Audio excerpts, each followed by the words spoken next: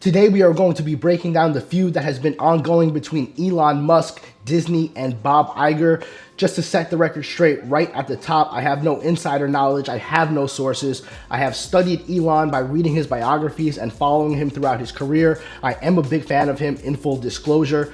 Today I'm going to be predicting what actions Elon Musk may take against Disney and Bob Iger, and why he has chosen Bob Iger, the former and current CEO of Disney, as his #1 target. Let's get into it. Before we talk specifically about Bob Iger or Disney, we have to set the record straight as to why Elon Musk was accused of anti-Semitism in the first place. It comes down to two events: this tweet right here. Now, Musk was referencing the ADL, which has been trying to lead a boycott against Twitter since Elon took over. Elon Musk is now pushing lawsuits against the ADL itself and Media Matters as well. Elon has stated that Media Matters created a new X account, followed a lot of extreme personalities, and continued to refresh their feed until certain ads were placed next to extremist content. But even after Elon presented the logs and his findings showing that Media Matters fabricated their results when it comes to the ad placement, the damage had already been done, and many companies were already starting to boycott X, formerly known as Twitter. These are the main companies that announced their boycott against X November 17th, 2023. Following these boycotts, on November 21st, Elon put out this tweet referencing that he has had many enemies in the past and he has a graveyard full of them. Elon Musk is showing that he is ready for war. Shortly after this, Elon goes to Israel, which is a literal war zone at the moment, and he meets with top Israeli officials, including the Prime Minister of Israel, Benjamin Netanyahu. Elon makes it clear that he stands with Israel and that he understands that Israel must take the steps necessary to eliminate Hamas completely. After he leaves Israel, he attends the Deal Book Summit and makes his feelings quite clear and quite known to the public during an interview with Andrew Ross Sorkin. Personally, how you feel about that? Because we're talking about power and influence, and I'm saying what I care about is the reality of goodness, not the perception of it. And what I see all over the place is people who care about looking good while doing evil. F them. Okay? Elon is alluding to the hypocrisy of some of these companies, perhaps Apple and their sweatshops, or Disney thanking the Chinese Communist Party in their credits at the end of their movies. And then he addresses the boycotts directly. These clips have been all over the internet, but let's play it one more time. Said online, there was all of the criticism, there was advertisers leaving. We talked to Bob Iger today. I hope they stop. You hope? Don't advertise. You don't want them to advertise? No. What do you mean? If somebody's going to try to blackmail me with advertising, blackmail me with money, go f yourself. But go f yourself. Is that clear? I hope it is. Hey, Bob, if you're in the audience. Hey Bob is, of course, in reference to Bob Iger, the CEO of Disney. If you don't know, in the Elon Musk dictionary, hey Bob can be translated into, I'm coming for your bitch ass, you better watch your back. Bob Iger was also at the Deal Book Summit, and earlier that day in an interview with Andrew Ross Sorkin as well, he doubled down on the boycott against X. But is that the only reason that Elon has decided to target Bob Iger specifically? No. And honestly, he chose wisely, because Bob Iger is a big name and he is extremely vulnerable at the moment. Disney is struggling. The Marvels, which was Disney's latest release in the MCU, had the lowest box office since The Incredible Hulk. The Incredible Hulk came out about 20 years ago. So adjusting for inflation, these box office numbers for the Marvels are despicable. They have also been ripped apart recently by South Park with their Pandaverse special. If you haven't seen it, check it out, it's hilarious. And even worse, activist investors are starting to knock on the door and demand entry to the board of Disney. Bob Iger came back to save Disney after Bob Chapek's disappointing run as CEO, and so far he is failing, and he is being attacked from multiple angles. Even the Daily Wire is planning to release their own version of Snow White. Remember that, because we're going to come back to it later. Elon is able to hurt Disney from multiple attack vectors, and Elon can capitalize on a number of them, and we're going to discuss that next. Before we get to my prediction about how Elon is going to go after Bob Iger and try to destroy him, I just want to say that while I will be covering big events in tech, that's not the reason I'm on YouTube. I am a software developer attempting to build a platform that I think is going to be a game changer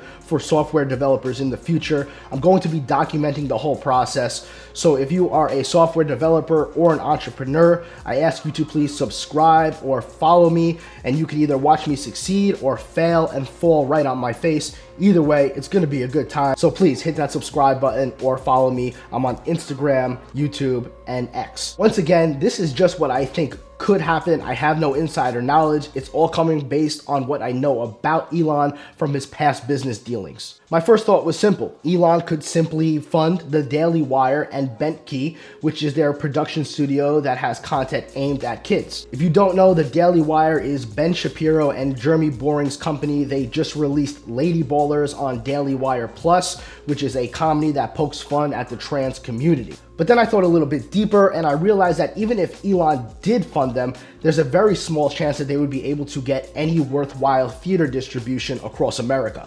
Jeremy Boring, in a recent interview with Patrick Bet-David, even said that they have been turned down from multiple theater chains in the past when they attempted to get distribution for their films. I did some research and it turns out that the majority of market share within the United States when it comes to theaters is split between three companies: AMC, Regal, and Cinemark. AMC has the greatest market share, which is pretty funny because if you think back a few years ago, Elon Musk was right in the middle of the Wall Street bets, stocks, and Dogecoin craze. So I go on Google, I check out AMC stock, and it turns out that AMC's market cap is about $1.4 billion, which for Elon is of course chump change. Since it's a publicly traded company, if Elon was to make an offer to the board, they would have a fiduciary responsibility to accept that offer.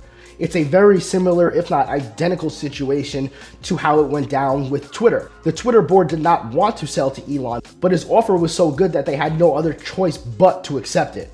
AMC would have to do the same. This would not only result in the Daily Wire being able to get that theater distribution that they need so badly, but it would also greatly reduce Disney's bargaining power. If you didn't know, Disney is known for being a massive bully when it comes to how they negotiate the shares of ticket prices with theaters across America. They are known to demand greater shares of ticket sales when compared to other studios. So if Elon Musk was able to purchase AMC, Disney would not be able to boycott those theaters. Elon would have the power to negotiate against Disney and reduce the amount of profit that Disney was able to make off each film release. Elon could even drop prices of tickets across the board to further reduce the profits that Disney would be making off these films. What you have to understand about Elon is that he is a beast when it comes to doing business and he pulls no punches. If you want some proof, take a look at this. Larry Page and I used to be close friends. Talked to him late into the night about AI safety. And at least my perception was that Larry was not taking AI safety seriously enough. He really seemed to be one sort of digital superintelligence, basically digital God. He's made many public statements over the years that the whole goal of Google is what's called AGI, artificial general intelligence, or artificial superintelligence. Well, what about, we're going to make sure humanity's okay here. And then he called me a speciesist. And there were witnesses. I wasn't the only one there. That's it. Yes, I'm a speciesist. Okay.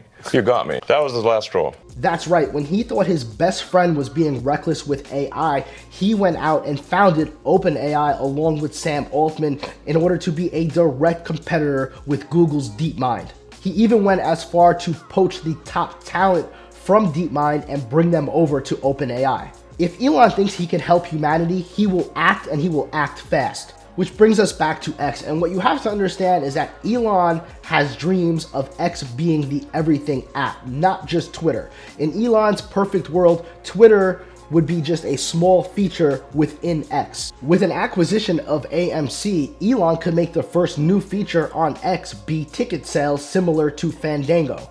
The ticket sales would of course first only be to AMC theaters, but he could quickly expand to Regal Cinemas, Cinemark, and many of the independently owned theaters across the United States as well. This would of course be taking a shot at Fandango, which, if you didn't know, is owned by Comcast, one of the companies who is also boycotting X.